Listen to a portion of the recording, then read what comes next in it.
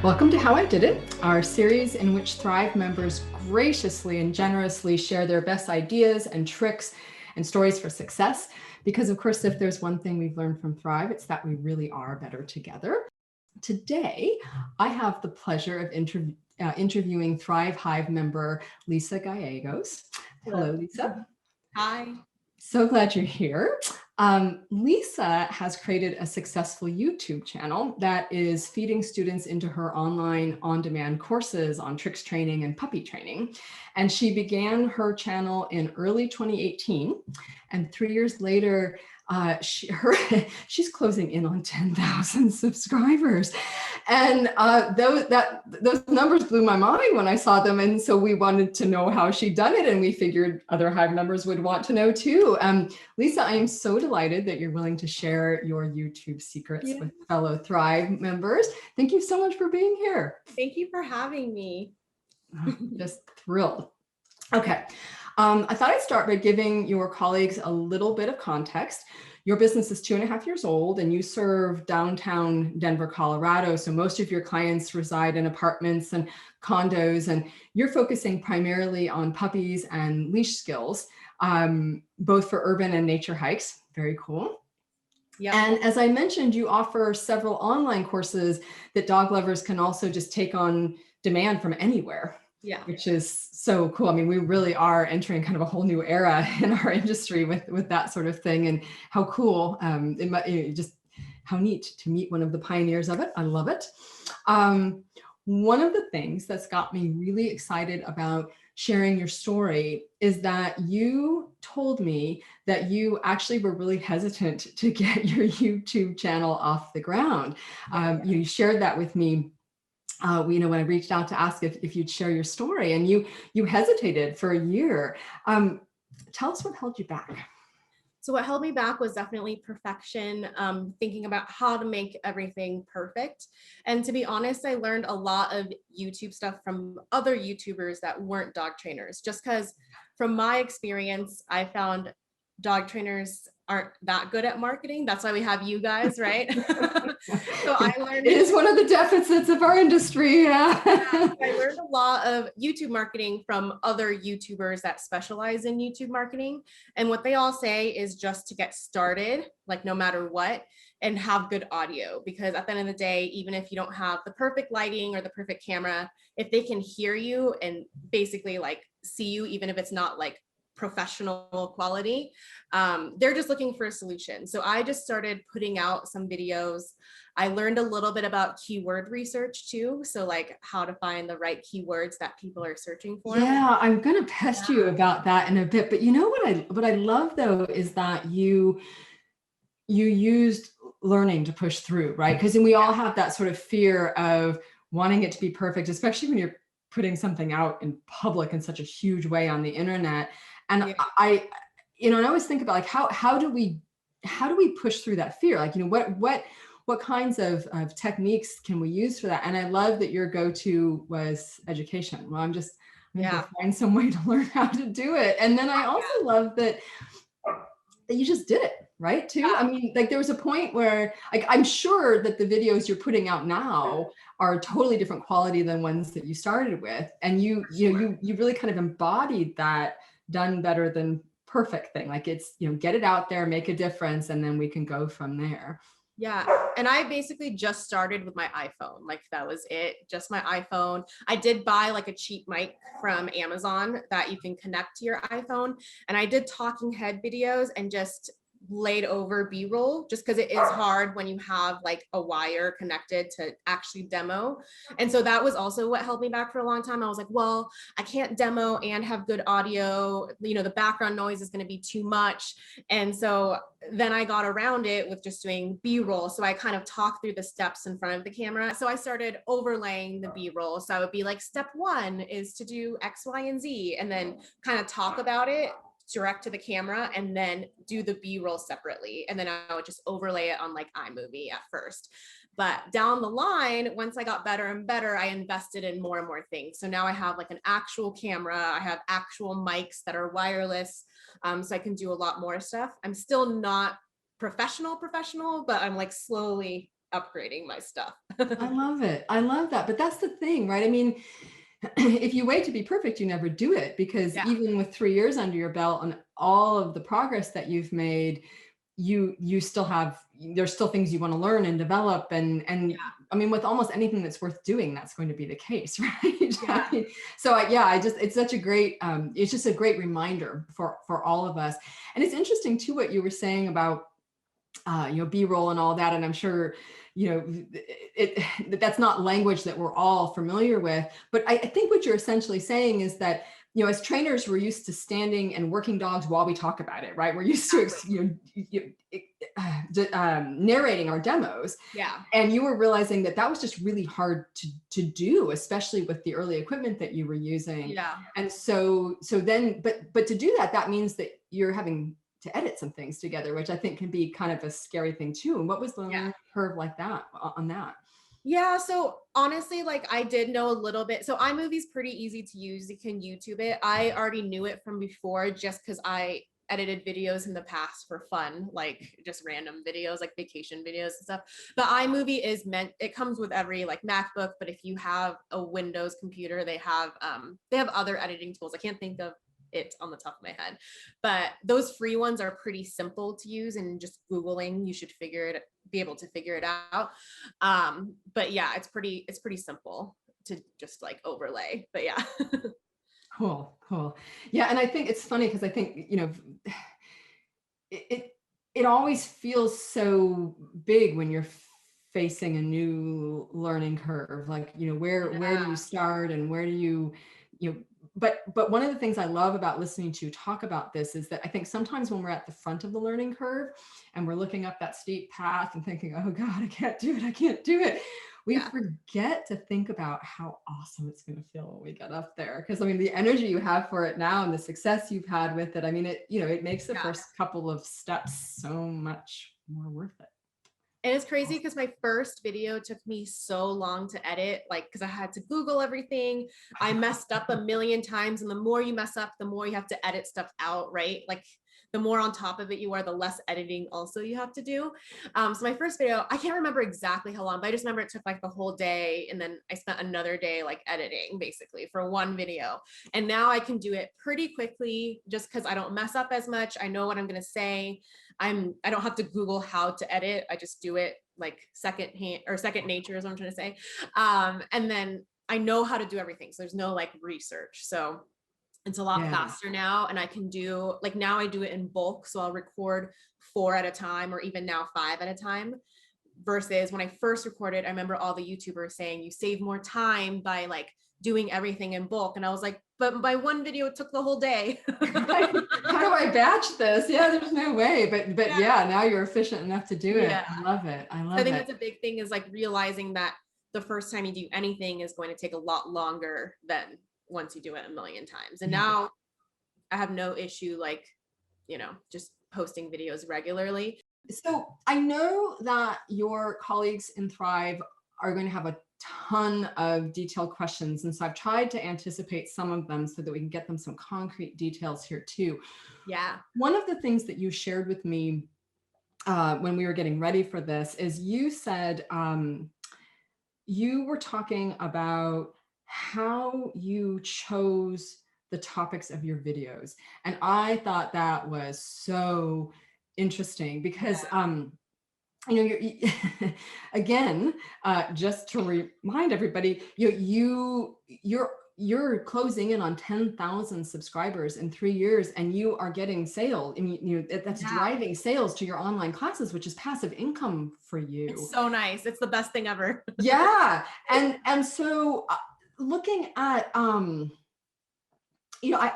wanted to give you an opportunity to share some of, your kind of brilliant tips. Like, how did you do that? Because it's one thing to start a YouTube channel. It's another thing to have a successful one. And I thought that what you were saying about about how you choose your topics was really interesting. So I use Keywords Everywhere, which is a free plugin that you can have on Chrome, and it tells you how many people are searching certain terms per month. So you can go onto YouTube and type in like, how to teach a dog to sit, which is way too, like, So essentially you want to find a balance, right? Like how to teach your dog to sit. There's so many videos on that.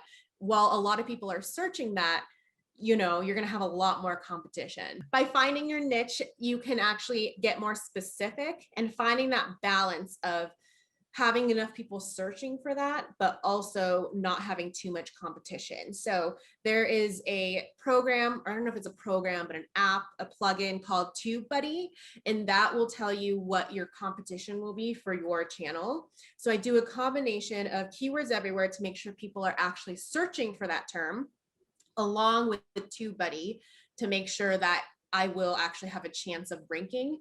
And I will say with YouTube, it's slow in the beginning because YouTube kind of wants to see if you're posting regularly and if you're, if your videos are good. But now, now that I've been posting for a while, it's actually very interesting because a lot of videos will rank within a month. Like one of my videos about potty training a French Bulldog, which is a whole nother thing because as dog trainers, we're like, wait, you've potty trained a French Bulldog the same as a Golden Doodle. But people are searching for that. I don't know why. That's right. That's right. So I have a video called How to Potty Train a French Bulldog. And that I posted, I think, like just 2 or 3 months ago. And now it has over like 10,000 views, which is crazy. Versus when I first started posting, I didn't get any videos ranked for like a year. But how I stayed motivated was that I have clients asking me how to do these things anyway. So I might as well make these videos to answer their questions really fast. So I don't even have to type anything. I'm just like, here's a video. So while you're waiting for it to build, you're using the content in other ways and getting some gratification from that. I do have to explain. I'm like, this is French Bulldog, but it'll apply to your life. Right. And so, but that's such a great example because so you were saying that, if you had done a video on how to train a dog, it would have been really hard to get that ranked because there's so many others that have those same keywords.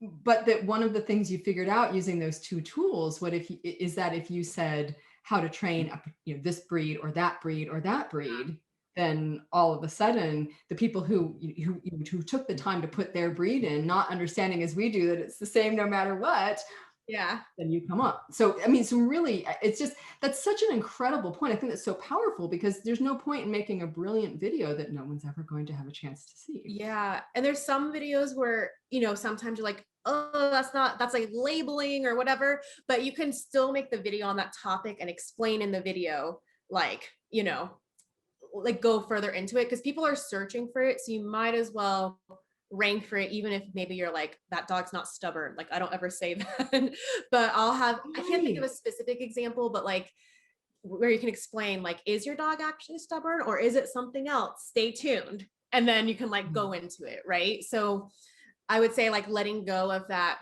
I don't know if it's like ego, but like that attachment to like, oh, I don't say that. You know what I mean? Yeah. And the stigma around it too, right? I mean, there's all that fear as well.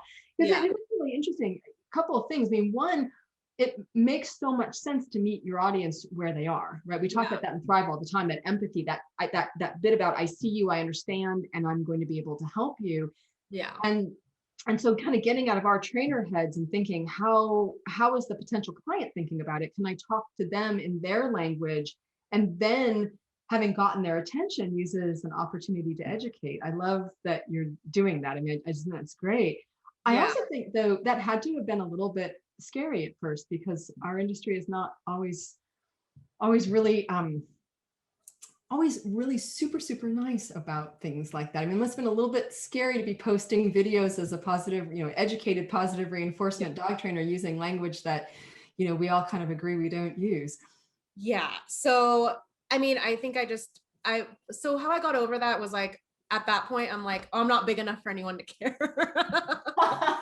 And then eventually, so I made a video on like, why are prong collars bad?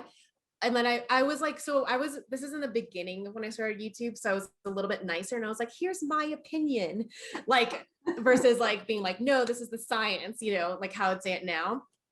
But it's funny because I made it and I was like, oh, this will be good. Cause like, maybe it'll gain some traction for my channel from like, because the more comments you get, even if it's negative, the better it is for your channel. Not realizing that I think someone posted it in a balance group because like one day, all of a sudden I got like 30 comments, like, you're an idiot. Like, That must have been a day. and then of course I posted in the Do No Harm Facebook group being like, what do I do about these people? And then I sent an army of like positive reinforcement trainers. And then there was like fights on my channel, and I was like, oh man, I started like a whole dramatic thing. But well, way to get some attention. but now at first it really bugged me. And actually the first comment that I got was the worst time, because I was at a bachelorette party in Napa and we had already had some glasses of wine. And then I read my comment and someone was like, you're an idiot. Like, you're not a dog trainer, blah, blah. And I was like, oh. And then now I'm just like, I'm so used to it. Like that video, I like when people comment on it because I'm like, oh, good, they're giving me more money. Because by watching that video or even like clicking on it, they had to watch an ad, which, you know, it's not that much money per person, but I just think of it that way. I'm like, great, you gave me some money, thanks. Yeah. But yeah. Well, and I love that your skin has gotten thicker about it too, because I imagine that I mean, success breeds confidence, right? And so, I mean, when things start working, when people start watching these and the positive comments are coming in and people are actually going and purchasing your classes, I mean, at some point you just got to say, well, you know, trolls will be trolls. I'm going to do the good work and make a difference for people. And I love that. Yeah. And I get people too, like not even just on the prong video, but just because I use affiliate links on my videos too. Because I recommend certain things, I might as well make some money if I'm going to recommend some stuff on Amazon. You know, I'm recommending it, so might as well get some money for that. But people will be like, oh, like, I don't know, like, why are you she's only recommending it to get money. And it's like, no, there's a million things on Amazon. I'm recommending the thing. Recommended, right? Yeah. So I don't know. I just, over time, you do get thicker skin. The good thing is usually when you're first starting, no one actually sees your video. So you have time to kind of build it up. Right. I love it. I suspect that people are going to have questions for you around kind of how you structure your videos. You were talking a little bit about, now you really know like what you're going to do and what you're going to say. And you've got a little bit of, I don't know if I want to say formula, but you've got sort of a little bit, some steps that you follow in terms of how you create successful videos. Would you mind walking us through that? Yeah. So I first start off with a question to kind of hook them in. So let's say going back to the potty training, I would start with, is your French Bulldog having issues peeing in the house? Stay tuned. Like, I'm going to go through step by step exactly how to resolve this issue. And then I'll talk about how I'll talk about a freebie. So I have a free socialization checklist. So even though it's not directly related, just for the sake of time, I have an ultimate good dog blueprint, a socialization checklist, so little freebies people can download that I can collect their email address and market my course to them. So depending on what the video is, if it's more like specific puppy related stuff, I'll include my socialization checklist. If it's more older dog kind of thing, I'll have my ultimate good dog blueprint. And it's basically just like surface level to give them like, a little bit of, free stuff. And then from there, I'll market kind of my courses. What was the original question? Sorry, I got off on a tangent. No, it was great. You were talking us through the steps of sort of the. Oh yeah, sorry. Yeah. Totally forgot. Okay. Yeah. So I'll talk about my freebie and then I'll go through the steps and I make it very clear. Like step 1, avoid all accidents inside. This is how you do that. Step 2, reward when they go outside. Step 3, try not to punish your dog because then they'll go to the bathroom, in the closet when you're not looking. And then I'll show like a cute picture of a closet with an emoji poop just to make it like fun. And then I'll say like bonus tip, put it on cue. And so I make it really simple, like step by step so that it's easy to follow. And I write a script ahead of time because as you just noticed, I like to get off tangent. And so sometimes even when my videos, I'll like start to go off on a tangent. I'm like, wait a second. And the good thing about YouTube is you can edit it out because it's pre-recorded. And then I'll end with asking them to subscribe, like the video, because people don't automatically remember to do that. that was really uncomfortable for me to say at first, especially even though I'm the only one home recording, like my husband was out. I just felt so awkward saying like, subscribe to my channel, you know? Now I'm used to it. And I forgot one more thing I do mention in the beginning is a little bit of credibility. So why should they listen to me? Am I just a random person that likes dogs, or have I trained, I'd say I've trained hundreds and hundreds of dogs and puppies to live more peaceful lives with their parent or pup parent, or no, with their humans. Sorry, I totally messed You're getting the marketing message in there. I love it. Yeah. Just because there's so many people online that talk about dogs that don't necessarily have the credibility. So I like to mention why they should listen to me in the beginning. And then I get into the step by step. And when I first started doing YouTube videos, I think one of them, I talked for way too long because all the comments are like, the video actually starts at 3 minutes. All right, let me get my editing suite back up here. Yeah.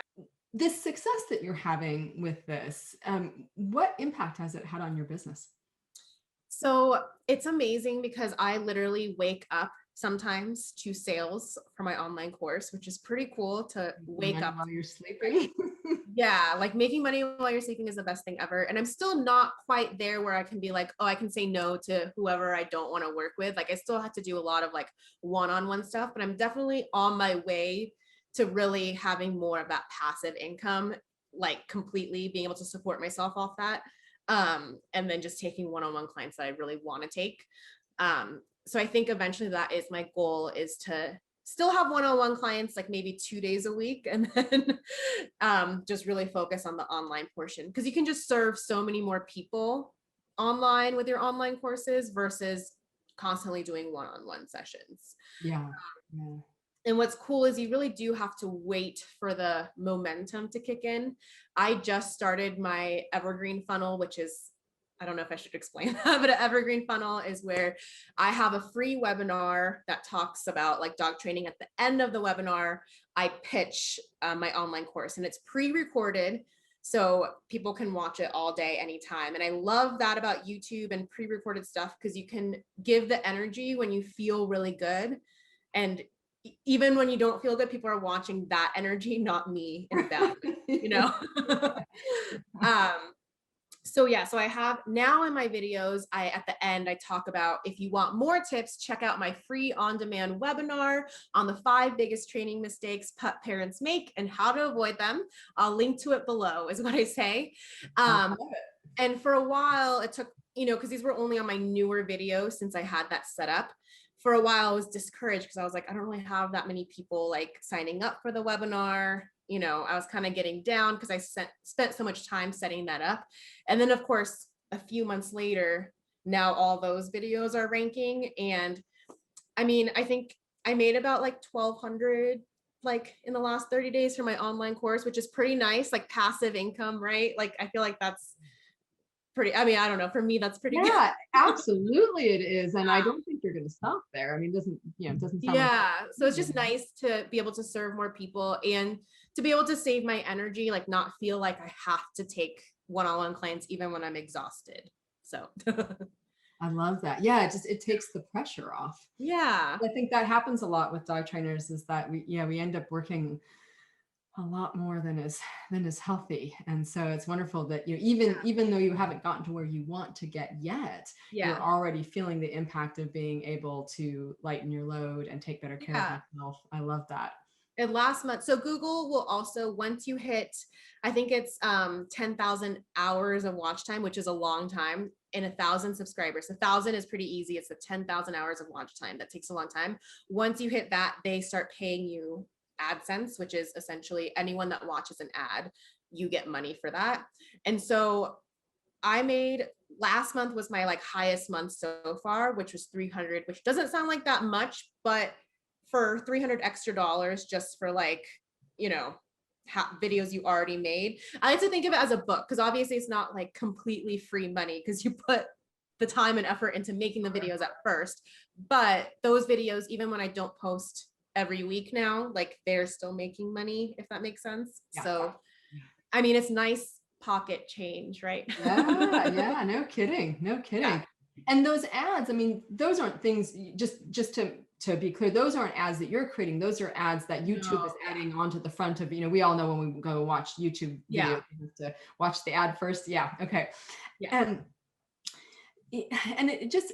one of the things that I really like about everything you're describing here is, again, just coming back to that, just start, right? Like, done, not perfect, because it's so interesting. You know, you started with really minimal equipment, and just kind of kept building and building, and now you're feeling so confident about it, and you know what you're doing, and then you turn around and you say, oh, well, I could add a webinar funnel onto this. I can do, yeah, I can make that evergreen, and I can stick that on there and add it to the end of my videos, and now I'm going to go back and add it to the end of the other ones. yeah. And it's just, I love that, because if you had felt that all of that had to be done up front, Oh yeah, like, I would. how do you ever get started, right? And so it's just another example of how important it is to just start, and to begin serving dogs and their people in whatever capacity you can, and then Yeah. eventually you'll make it what you want to make it. I And something love that actually really helped me, the YouTuber I follow, she said to go to anyone like quote unquote YouTube famous, go to their page, sort from oldest to newest, and every single even like like people that have millions and millions of subscribers, if you go to their first video, it's definitely crappy. Like, especially because if they have millions, they probably have been doing YouTube for a long time. So obviously our equipment, even an iPhone, was not as good back then. Well, so looking back on things now, so you're, Yeah. 3 years into this, it's going strong, you're, adding new elements, as you go along. Is there, looking back, is there anything that you'd have done differently? Um, I mean, obviously I can easily nitpick my old videos and be like, my intro should have been shorter, this or that. But honestly, no, just because I think that it was so important just to get started, no matter how bad the videos were. And like, keep in mind, I still haven't like deleted them, because I still think even if it could have been done better, it's still good information, right? Like, even though my intro was 3 minutes long, which is probably a little bit too long, um, it was all about getting it done versus trying to perfect, right? So I don't Oh, think so. Oh, I would have gotten started sooner. That's what I would have done. okay, that's good advice. Yeah. I like that. I like that. Yeah. So that may be your answer to this next question, but do you have any, sort of central takeaway advice or words of wisdom for your fellow Thrive members and R Plus colleagues, other than, get started? Yeah, I would say don't worry. I mean, this is kind of in the same topic, but like, don't worry about your equipment so much. Focus on serving your clients, and like, think about what questions you get asked a lot, because that's going to help you stay motivated. Like I said, it took me a full year to even get monetized and for my videos to really start ranking. And that's a long time to kind of stay motivated when you're so busy. But I think if you really focus on the fact that you're answering people's, like, once you create this video, you're easily answering your clients' questions. So it's saving you a lot of time anyway. So even though you don't see those direct results instantly, you know that it's still at least saving you time, right? Like, even if you made $0, you're saving time by like answering common questions that clients ask. But yeah. Fantastic. I love it, Lisa. Your story is so powerful, both for its specific practical uses, but also on an inspirational level, because, whether a fellow Thrive member is thinking about starting a YouTube channel, or whether it's some other, project, I love the reminder of what can happen when we push through the fear, whether it's fear of failure or judgment or learning curves. I think what I love most is that you remind us with your story, that to do so, that to push through that fear is an act of service, right? It's not just about us. It's about withholding our talents and skills and Yeah. knowledge from the world. And I think that's something that, it's something that I often use as a motivation for myself when I'm facing a scary new path. I try to think about the difference that I might be able to make for others if I just put one foot in front of the other, reminding myself that the first few steps are going to be the hardest. And I just push through those, and then remembering what it's going to feel like to get to the end as well. And you're making a difference for so many dogs and people out there with what you're doing, not just with the videos, but also by encouraging more positive reinforcement training voices to join you in that medium, or to do whatever else they feel inspired to do with their talents and skills and knowledge. So thank you for that, Lisa, and huge congratulations on the business success you've created for yourself so far, and we can't wait to see where all of this takes you. Yeah, and if anyone has any questions, I'm more than happy to help too. So you can always tag me in the, what's the best way? Like, I guess DM me or like tag me in the Thrive group. Because honestly, like, I think the more positive reinforcement trainers are on there, the more of an impact we can make, and like more science-based positive reinforcement trainers, that'll really help. And adding on one more thing. So it was pretty cool to see like DMs coming from people in the Philippines or like Thailand that I never would have like been able to have a one-on-one session with, or let alone meet. And their culture, like, especially like the people that were DMing me, like they picked up a stray dog. And so it's not like they have money necessarily to like hire a professional trainer. Right. And so it was cool that I could share, my advice and still help these people around the world. Basically, it's pretty cool. I love that, because one of the things that we've talked about in Thrive quite a bit, and certainly comes up, for us all the time when we're speaking at conferences or anything we're doing, is that whole sense that, trainers want to help so many people, right? And it's the way we've traditionally done our work. It's such a one-on-one thing. And also we have all of this guilt about not helping people who can't afford us. And, it's such we talk a lot in Thrive about how marketing can be used for good, right? Marketing can be used as education. It can be used to help people, who can't access our services. And this is such a beautiful example of that.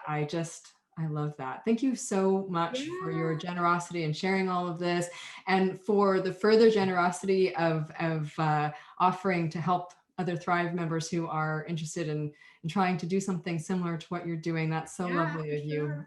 I really appreciate it. And I know your colleagues do too. Yeah, thank you so much for having me too. Oh, it was a pleasure. It was a pleasure. So fantastic. Can't wait to see where you go next. And I will see you on Thursday.